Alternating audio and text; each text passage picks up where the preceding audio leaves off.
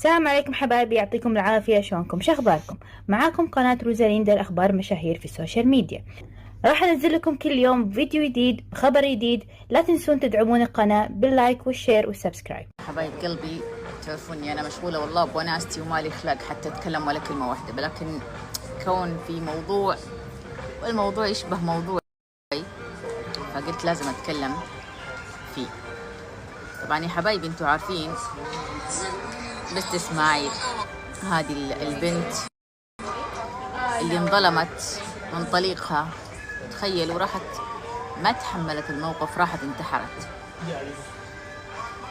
فالناس هذه المرضى اللي في حياتي كانت تبغاني أوصل هذه المرحلة، تخيلوا كانت تبغاني أوصل هذه المرحلة إنه بعدها عن بناتها خلاها خلاص ما تبغى الحياة، ضغط أهلها عليها، ضغط طليقها عليها وبناتها، خلاها خلاص تترك الحياة، خلت لهم الحياة وراحت لعند ربها اللي هو أرحم الراحمين. صدق ربي أرحم الراحمين، بس معليش ربي ما يحب النفس الإنسان تقتلها، ربي ما خلق النفس عشان أنت تقتلها، لها يومها ربي ياخذها. فأنا يا حبايبي والحمد لله مليون مليون تريليون إني أنا أحب نفسي. والأي بنت تطلقت أو انحرمت من عيالها أو عندها علاقة نرجسية أو علاقة مرضية على طول كت وتطلع منها، تسافر تطلع تمشي تتمشى، ما تفكر حتى شفتوا عيالها ما تفكر فيهم، لأنه نقطة ضعفها. لما تفكر بنقطة ضعفها شعر يا بنتي، لما تفكر بنقطة ضعفها تخيل شعري، فهنا حيصير إيش؟ حيعرفون نقطة الضعف وين وحيقومون أوكي حيقومون إيش؟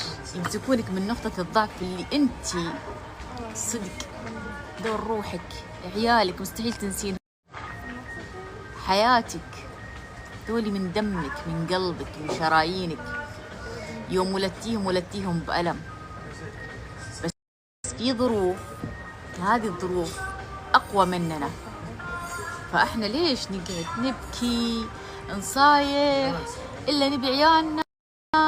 لا، دائما استودعيهم رب العالمين. اللهم إني أستودعكم عيالي وكن من أعز وأغلي رب العالمين. كذا خلي قاعدتك في الحياة. خذي قاعدة ثانية بعد العلاقات النرجسية،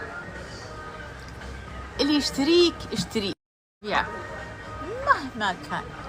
مهما كانت معزته، مهما كانت غلاته، مهما كان يعني لك، لأنه هذه أنت تكونين دخلتي علاقة مرضية تعلق اسمها، أنت تعلقتي بشخص اسمها علاقة مرضية، تعلقتي بشخص وهذه العلاقة تؤدي لك إلى تعب نفسي جسدي عقلي إرهاقي. لا توصلي لهالمرحلة، تعدي. صحتك عافيتك نفسك أهم من هذه الناس الكوكب اللي حولك، هذه أنت أهم. في أغلى من نفسك؟ في أغلى من روحك؟ في أحد بيشيل روحه ويعطيك إياها؟ في أحد بيشيل قلبه ويعطيك إياها؟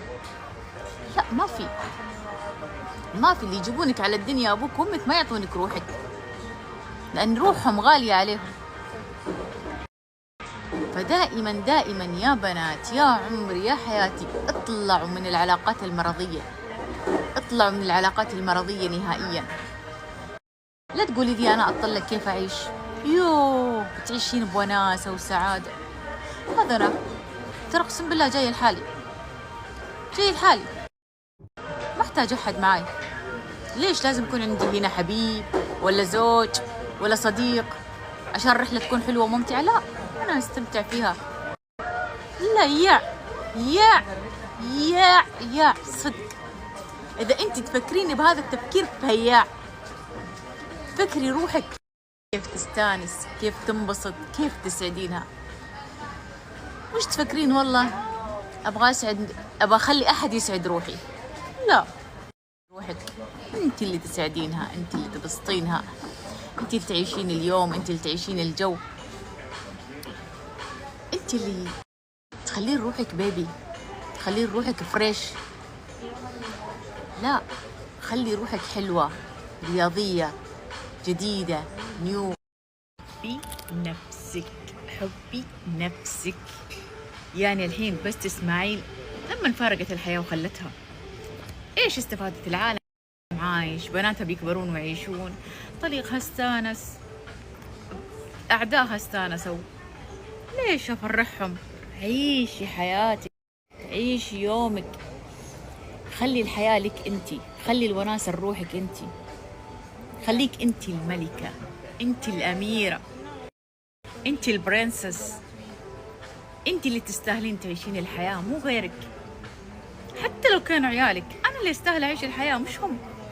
معلش عيالي روح، والله يحفظكم واستودعكم الله وما نقص عليكم شيء، بس أنا لازم أسعد روحي، لازم أونس روحي أنا.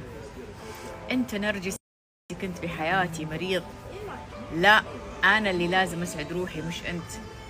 أنا أبسط روحي، أسعد روحي، هذا نجاحك، هذا سعادتك، هذه القمة اللي أنت بتوصلينها. ثقة نفسك، إذا أنت وصلتي القمة، إذا وصلتي ثقة نفسك، هذه هي القمة. الثقة في النفس، خذيها قاعدة، خذيها قاعدة.